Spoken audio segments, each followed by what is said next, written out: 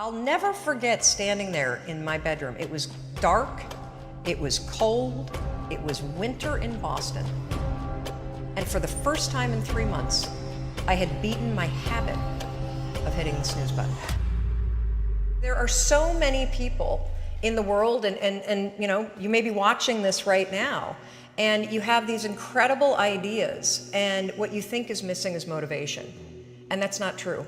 Because the way that our minds are wired and the fact about human beings is that we are not designed to do things that are uncomfortable or scary or difficult. Our brains are designed to protect us from those things because our brains are trying to keep us alive. And in order to change, in order to build a business, in order to be the best parent, the best spouse, to do all those things that you know you want to do with your life, with your work, with your dreams, you're going to have to do things that are difficult, uncertain, or scary, which sets up this problem for all of us.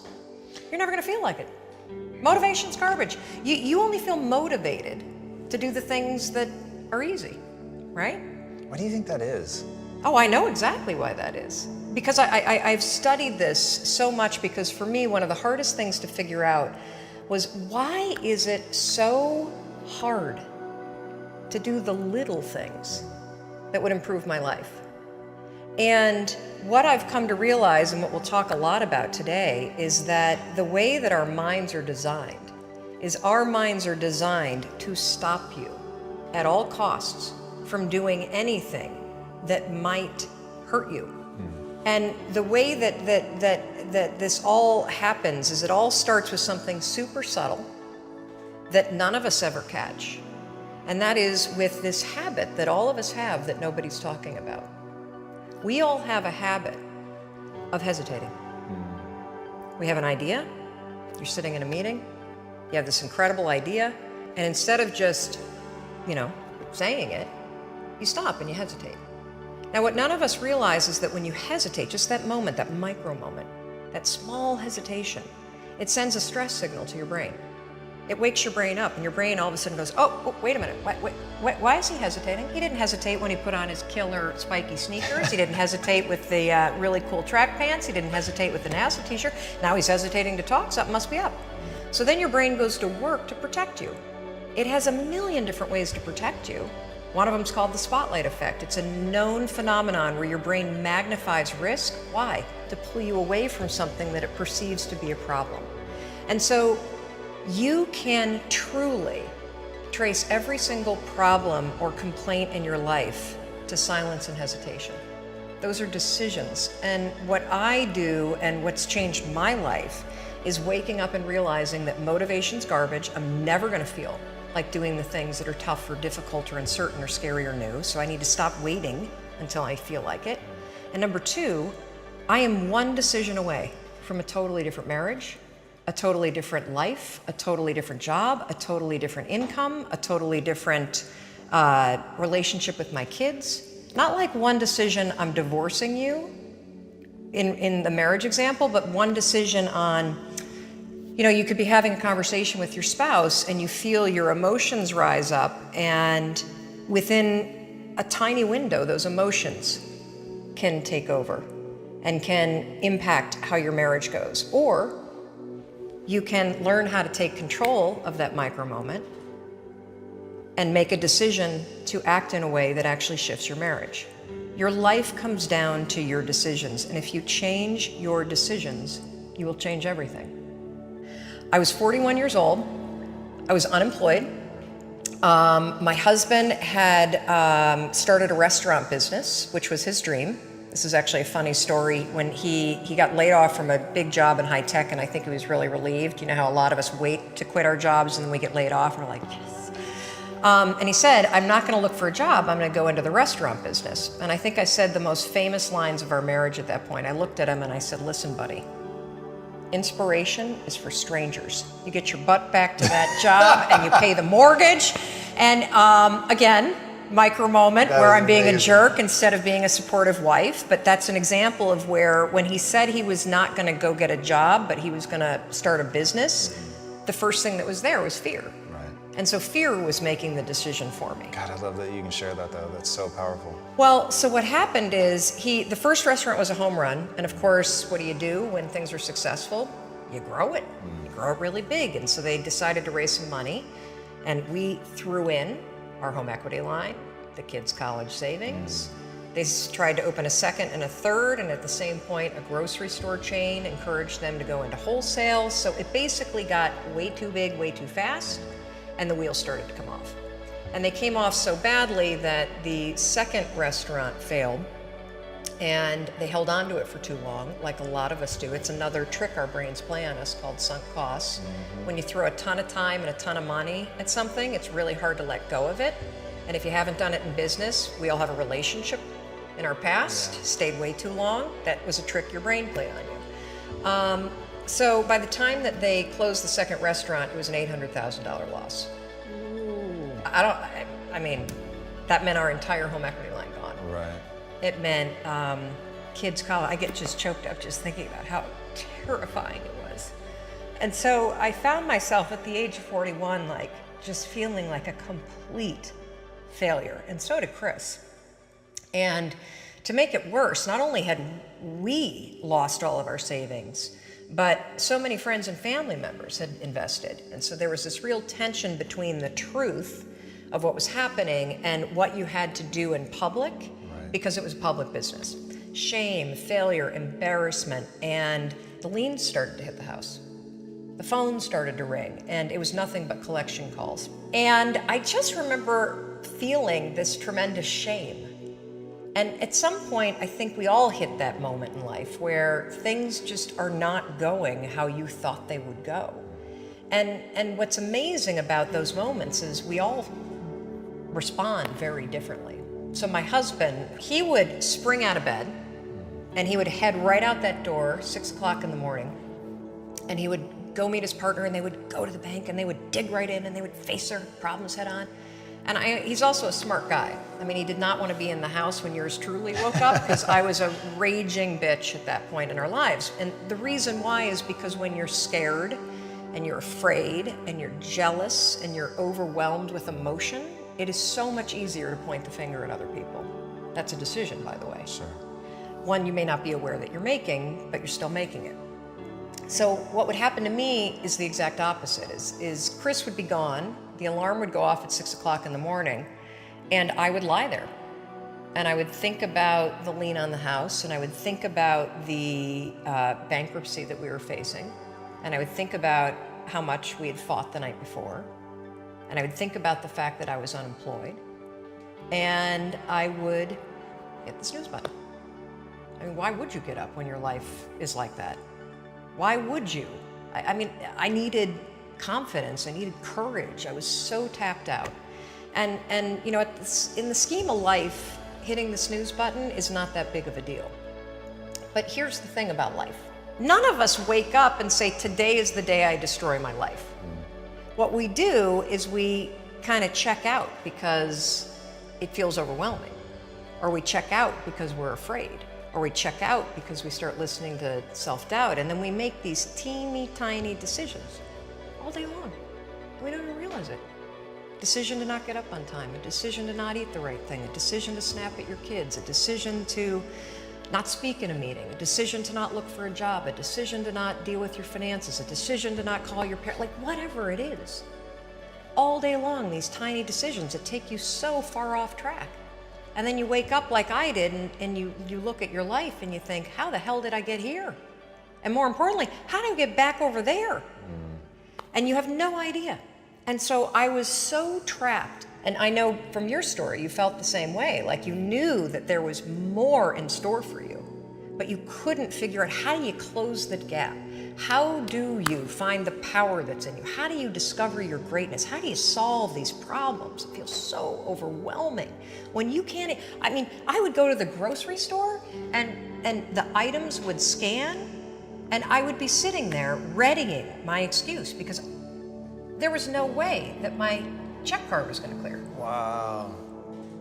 So I got in this struggle with myself that a lot of us find ourselves in, and that is you get trapped in what I call the knowledge action gap.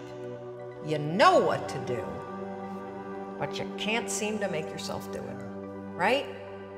I mean, every one of us is one Google search away from a list of instructions that if you follow any of them, it will change your life. But how do you get out of your head and stop thinking about what you need to do and actually do it? And in my case, this stuff was pretty easy. Get up on time, make breakfast for the kids, get them on the bus, start looking for a job. Be nicer to Chris. Don't drink so much. Instead of isolating yourself, pick up the phone and call a friend. Get yourself out into the woods and go for a walk. Start running again. Like all these little things that I was capable of, but I couldn't get out of here. Could not get out of here. And if you're stuck, that's the problem. The problem is you're in your head, you're thinking. That is the universal problem. And it all starts with this knowledge of what to do, and then you hesitate and you think about whether or not you feel like doing it. So for a couple months, I was really stuck. Chris would get up at 6, I'd hit the snooze, and then I'd hit the snooze, and then I'd hit the snooze, the kids would miss the bus. And then every night I'd do the same thing. I'd go in bed. Have you ever had one of those nights? Probably before you started your company, but where you go in bed and you're like, all right, Tom, that's it. Tomorrow, it's the new me. Tomorrow, I'm gonna get up on time. I am gonna go to the gym. I am gonna look for a job. I'm not gonna drink so much. It's gonna be amazing. The new me, the future me. Woo! Let's do this, right? Then you go to bed, and you wake up 7 hours later, and you're like, I don't feel like the new me. It's the only, that's a stupid, see, motivation's garbage. It's never there when you need it. Ever. Ever, ever, ever. And so here's what happened to me, and thank you for wearing the NASA t-shirt. It's a really stupid story. It's a powerful story. So one night, Chris had gone to bed. I'd been struggling. We still had all the same problems. We still had a lien on the house, still facing bankruptcy, still fighting like crazy. I was still unemployed. They still hadn't figured out like the solution yet for the business. And I was about to turn off the TV, and there on the TV, there was this rocket launching, and I thought, oh my gosh, that is it. I am gonna launch myself out of bed like a rocket ship, like NASA, right here, had launched me out of that bed. And I'm gonna move so fast that I don't think. I'm gonna beat my brain. Now, here's a really interesting point. I talk a lot about your instincts and inner wisdom. And we can get into this a little bit later, but a lot of us talk about the fact that you have a gut feeling. But what all this research that I've done for the book and all the speaking that I do, what I've discovered that's fascinating is actually when you set goals, when you have an intention on something that you want to change about your life, your brain helps you. What it does is it opens up a checklist, and then your brain goes to work trying to remind you of that intention that you set. And it's really important to develop the skill, and I say that word purposefully, the skill of knowing how to hear that inner wisdom and that intention kicking in and leaning into it quickly. So for me, my brain saying, that's it, right there, move as fast as a rocket, Mel. I wanted to change my life. And I think most people that are miserable or that are really like dying to be great and dying to have more, we want to change. We want to live a better life. We want to create more for our families. We want to be happier. The desire is there. Again, it's about how do you go from knowledge to action. So the first thing in this story that's important is realizing that the answer was in me. And my mind was telling me, pay attention. Could have also been the bourbon. I had a couple of Manhattans that night. But anyway, the next morning, the alarm goes off, and I pretended NASA was there. It's the stupidest story. I literally went 5, 4, 3, 2, 1. I counted out loud, and then I stood up. And I'll never forget standing there in my bedroom. It was dark, it was cold, it was winter in Boston. And for the first time in 3 months, I had beaten my habit of hitting the snooze button. I couldn't believe it, and I thought, wait a minute. Counting backwards? That is the dumbest thing I've ever heard in my entire life. Well, the next morning I used it again, and it worked.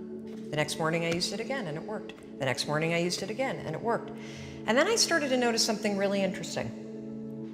There were moments all day long, just like that 5-second moment in bed, where I knew, knowledge, what I should do. And if I didn't move within 5 seconds, my brain would step in and talk me out of it. Every human being has a 5-second window, might even be shorter for you. You have about a 5-second window in which you can move from idea to action before your brain kicks into full gear and sabotages any change in behavior. Because remember, your brain is wired to stop you from doing things that are uncomfortable or uncertain or scary. It's your job to learn how to move from those ideas that could change everything into acting on them in the smallest moment. And for anyone right now at home who's thinking like, this sounds too simple, too easy, talk a bit about your community, because reading some of their comments, it's crazy how many people, like the sheer volume of people you quote in your book, but if you also go online and just look at the people that are like directly reaching out to you, it is an avalanche of people that have stories around the 5-second rule. Well, one of the reasons why I'm so excited about this book, and look, you don't have to buy the book. This is an idea that you can use. It's free. It's backed by science. More than 8 million people around the world have discovered it. And you know, you're talking about the number of people. We've heard from more than 100,000 people in 80 countries that are using this rule. We know of 11 people who have stopped themselves from killing themselves using this rule. I saw one of those outreaches. Yes, there's a guy, Steve, that wrote to us who was a veteran. He was suffering from post-traumatic stress disorder. He boarded a ferry overseas with the intention to jump over. He walked over to the railing and his inner wisdom kicked in. In that moment, the 5-second rule, 5, 4, 3, 2, 1, counting backwards, moved away from the railing, asked for help, saved his life. His story has inspired countless other people that have heard me in the speeches that I give around the world about this one tool. And so, you know, the thing that's so cool about this, and I should tell you the science behind it, because I'm going to be honest with you, it is stupid. Had I ever thought that I would find myself 8 years after discovering it, spending my days telling people about the 5-second rule? First of all, I would have picked a different name, because it reminds you of the one where you have to like pick up food within 5 seconds off the floor, right? It was my secret weapon. This was something I did. I never intended to tell anybody, because I went from getting up on time and waking up on time to shaking up my entire life. Because when you understand the power of a 5-second decision, and you understand that you always have a choice to go from autopilot to decision maker, everything in your life will change. You will be a different negotiator, you will be different in sales, you will be unstoppable in the gym, because you will realize the amount of garbage that you put in the way of your hopes, of your dreams, of your potential, of your confidence, of your courage. Everything comes down to the decisions that you make. We all know what to do. None of us know how to make ourselves do it. So I started researching it. Why does something so stupid work? Why? Why does something so silly create such powerful and profound change? Well, here's why.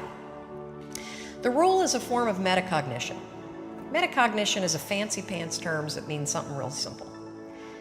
You can outsmart your own brain in furtherance of goals. There are tricks that you can use that actually outsmart the tricks your brain plays on you in furtherance of a higher purpose. We all know this. You can restrain yourself if you're in a situation that calls for it. You can jump into a raging river to save your dog or your kid.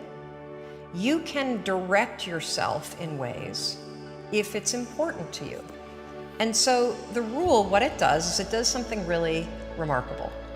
When you count backwards, 5, 4, 3, 2, 1, what you're actually doing is you're interrupting what researchers call habit loops that get encoded as closed loop patterns in your basal ganglia. That's the part of the brain where your feelings, where your emotions, every habit that you have, which is nothing more than behavior that you repeat that you don't even think about. I've heard it referred to as a gearbox. Yeah. To shift your attention. Yes. And so when you go 5, 4, 3, 2, 1, it interrupts what's going on here that's spinning without you thinking, and it moves and awakens your prefrontal cortex. So when you hit 1, your habit has been interrupted. So you've interrupted self-doubt. You've interrupted maybe snapping at your kids. You've interrupted the desire to grab for a drink. You've interrupted procrastination. You've also, by counting backwards, done an action. It's awakened your prefrontal cortex. That is the part of the brain that you need that's awake when you're changing behavior, when you're learning new things. When you hit 1, it's also a prompt. So in the language of research, you'll hear people talk about starting rituals. That is something that's proven to help you learn a new habit. The 5-second rule, when you repeat it, becomes a starting ritual that triggers you to act with confidence, that triggers you that this is a moment for courage, that triggers you to shift gears. And because you've also done the manual work of awakening the part of the brain that you need to change, you've set yourself up for success. It doesn't work if you count up, because you can keep going. And also counting up doesn't require focus. If you count backwards, 5, 4, 3, 2, 1, it again awakens the prefrontal cortex and it prompts you to move. When you start to use it and then you read about it, you'll see that it's being used all over the place. They use it in the armed services in order to align troops and get them to start an exercise. They use it at elementary schools, 5, 4, 3, 2, 1, at big assemblies to get a huge room full of kids to stop talking. Really simple and interesting example, yeah. Because it requires you to focus. It's not a habit. It will become a habit that prompts you to have confidence and courage. But in the beginning, it interrupts patterns of behavior that you do on autopilot. It helps you assert control, and it teaches you how to become the kind of person that moves from thinking about something to actually doing it.